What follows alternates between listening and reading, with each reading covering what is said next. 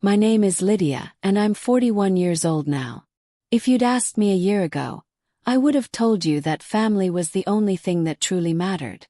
I grew up believing blood was thicker than water, that no matter what else fell apart in the world, family stood together. That belief carried me through some of my darkest times. But that day at the family reunion, in the middle of the backyard laughter and clinking glasses, I realized how wrong I had been. It started with a whisper, sharp look, a shift in the room. I noticed the way my aunt avoided my eyes, the way my uncle gave me a tight smile and turned away. Then the cousins, my own cousins, huddled in corners, their voices lowered but their stares obvious. It was like watching a wave of ice sweep across the gathering. And at the center of it all stood Naomi. Naomi, my cousin. My mother's sister's daughter. The one I'd grown up with, slept next to at summer sleepovers, defended at school when others teased her. The one I once called my best friend. She was laughing that day, tossing her dark hair back, her voice carrying across the yard like she was telling the best story anyone had ever heard. Only it wasn't just a story, it was about me. I didn't catch all of it at first, only fragments drifting in the air like shards of glass. Lydia, not who you think, fake, untrustworthy, stole. Each word landed like a slap. I froze, my paper plate of food trembling in my hand. People were listening, really listening, to her. And then their eyes darted to me, quick, suspicious, pitying. My chest tightened. Pushed through the crowd. Naomi, I said, my voice low but sharp. What are you saying? Her smile didn't falter. In fact, it widened like she had been waiting for me to walk right into her trap. She turned slowly to face me, her drink still in her hand. Oh, Lydia, she said sweetly, loud enough for everyone nearby to hear. You really want me to repeat it? In front of everyone? The silence around us was deafening. The laughter had stopped, the conversations had died, and suddenly every single set of eyes was on me. Yes, I said, forcing strength into my voice, even though my knees felt like water. Say it. Out loud. She tilted her head, her expression the perfect mask of innocence and concern. Then with a small shrug she said it. I told them the truth, Lydia. That you took money from Grandma's account before she passed. That you've been lying to the whole family. That you've been playing the victim while stealing behind our backs. Murmurs. Shuffling feet. My heart stopped. I opened my mouth but no sound came out. I hadn't touched a single cent from Grandma.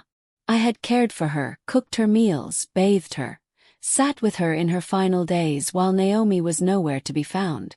And yet here I was, with the family I had loved all my life staring at me like I was a stranger, like I was the enemy. And then Naomi leaned in, close enough so that only I could hear her whisper.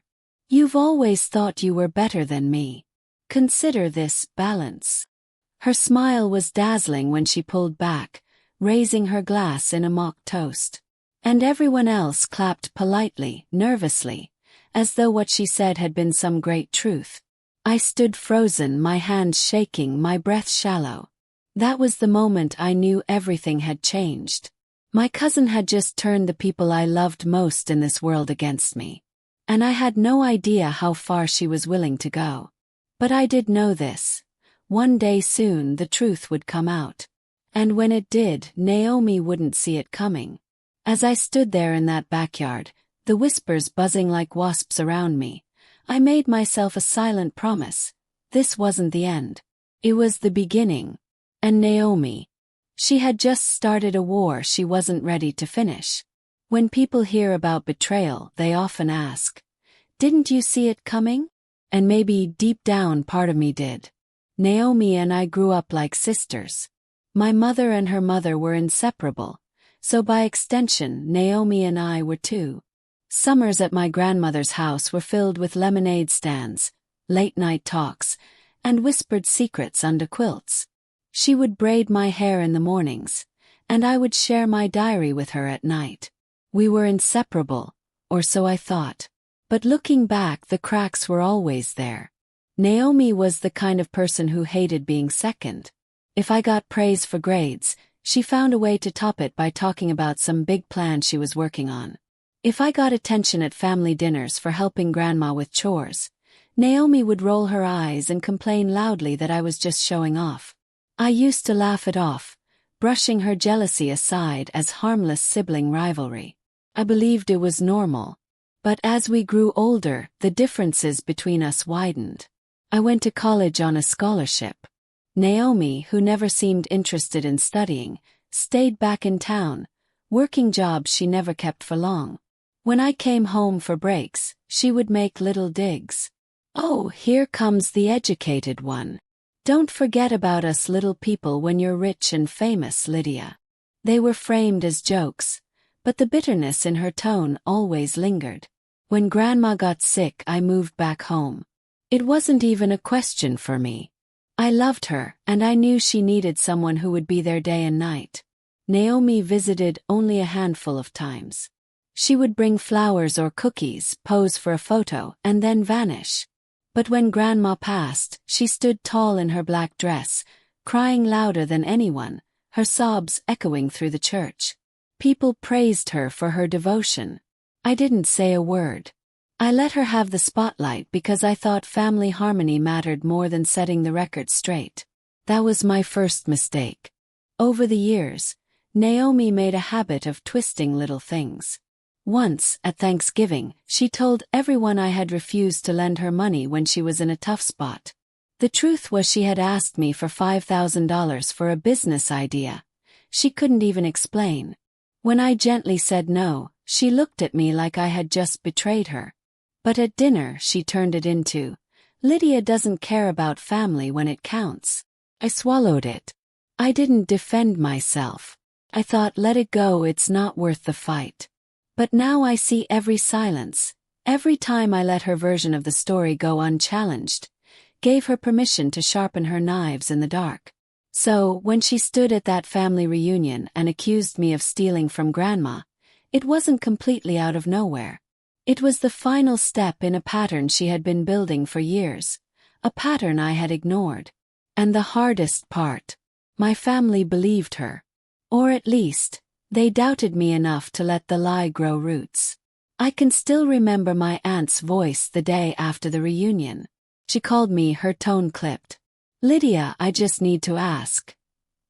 Is it true? Did you take money from your grandmother's account?" The shame burned hot in my chest. Not because I was guilty, but because my own family thought I could be. I said, "No, Aunt Marion. I didn't take a dime." But her silence on the other end told me she didn't fully believe me. That was the moment the weight of Naomi's betrayal settled on me like a stone. This wasn't just about lies anymore. This was about my name, my reputation, everything I had built with honesty and sacrifice. And Naomi had poisoned it with a single story. Naomi thought she had buried me with her lies. But what she didn't know was that I had kept something far more powerful than her paper tricks. Real proof. And when I used it, she wouldn't just lose her story. She'd lose everything. Hang on, before I tell you what happened next, make sure you've subscribed and left your thoughts in the comments. This part gets intense. The night after the reunion, I sat in my car for nearly an hour before I even turned the key in the ignition. My hands clutched the steering wheel so tight my knuckles ached. My eyes stung from holding back tears that eventually broke free. Naomi's words kept replaying in my head like a broken record. Lydia stole from Grandma. Proof, thousands of dollars. But what hurt more than Naomi's lies was the silence of my family. The way they looked at me. Not as the girl who stayed up all night at Grandma's bedside. Not as the one who cleaned, cooked, and held her hand when she was too weak to eat. No. They saw me as a thief. And my mother's voice, soft but sharp, cut the deepest. "If this is true, just admit it." That was the night I decided I couldn't just defend myself. I had to destroy the lie. I went home and pulled out the dusty shoebox from under my bed. Inside were years' worth of notebooks, receipts, appointment cards, and bank slips I had carefully organized during Grandma's care. I had kept everything. Not because I expected this day, but because I loved her enough to track every detail. Now those records were my lifeline. I spread them across my kitchen table until the wood disappeared beneath paper. Hours passed as I pieced together timelines, receipts, withdrawals, and reimbursements. I highlighted everything Naomi had twisted and circled the real explanations. But as I worked, doubt crept in. Would anyone even listen? Would my family believe me after Naomi's dramatic performance? I remembered the look in my uncle's eyes, the whispers between cousins. Once a lie plants itself, truth struggles to grow. That's when I realized something. I couldn't just tell them the truth. I had to show it to them in a way they couldn't ignore. And more importantly, I had to make Naomi expose herself. The first step was gathering allies, but carefully. I called Aunt Meredith, the one person in our family who still had a spine sharp enough to cut steel. She had been close to Grandma too, and I knew if anyone would hear me out, it was her. "Lydia," she said, voice trembling with anger when I told her. I knew Naomi was stirring trouble, but this is low even for her. "Bring me what you have. I'll help you." That was my first small win. Together we went through the records. Meredith pointed out gaps in Naomi's story, flaws in her so-called evidence. We drafted a plan. "You can't just hand this to the family," Meredith warned. "Naomi thrives on twisting things.